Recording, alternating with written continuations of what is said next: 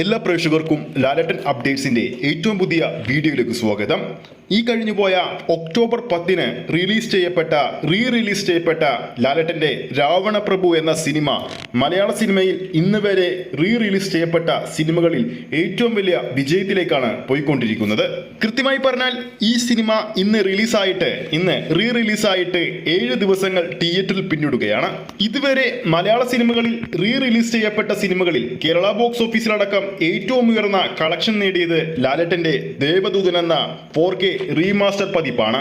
ദേവദൂതിന്റെ remaster പതിപ്പ് അന്ന് release ചെയ്തപ്പോൾ 4,25,00,000 രൂപയായിരുന്നു കേരള ബോക്സ് ഓഫീസിൽ നിന്ന് നേടിയത്. രണ്ടാം സ്ഥാനത്ത് കേരള ബോക്സ് ഓഫീസിൽ ലാലേട്ടന്റെ തന്നെ ചോട്ടാ മുംബൈയാണ്. ചോട്ടാ മുംബൈയുടെ 4K റീമാസ്റ്റർ പതിപ്പ് കേരള ബോക്സ് ഓഫീസിൽ 3,61,00,000 രൂപയാണ് സ്വന്തമാക്കിയത്.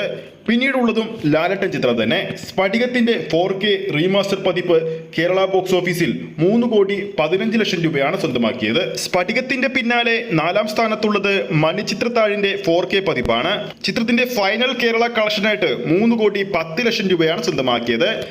രാവണപ്രഭുവിന്റെ 4K റീമാസ്റ്റർ പതിപ്പ് ആദ്യ 6 ദിവസങ്ങൾ പിന്നിട്ടപ്പോൾ തന്നെ 3,05,00,000 രൂപ സ്വന്തമാക്കിയിരുന്നു.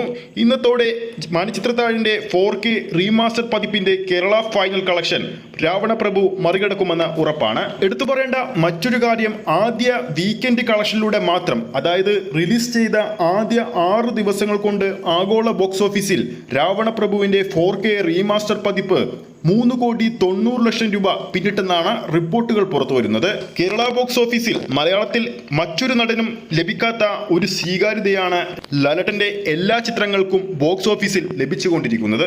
എന്തായാലും രാവണപ്രഭുവിന്റെ 4K റീമാസ്റ്റർ പതിപ്പിന്റെ ഏറ്റവും പുതിയ കളക്ഷൻ അപ്ഡേറ്റുകൾക്ക് വേണ്ടി നമുക്ക് കാത്തിരിക്കാം. പുതിയ റെക്കോർഡുകൾ ചിത്രത്തിൽ നേടട്ടെ എന്ന് നമുക്ക് ആശംസിക്കാം. അടുത്തൊരു അപ്ഡേറ്റുമായി നമുക്ക് വീണ്ടും കാണാം.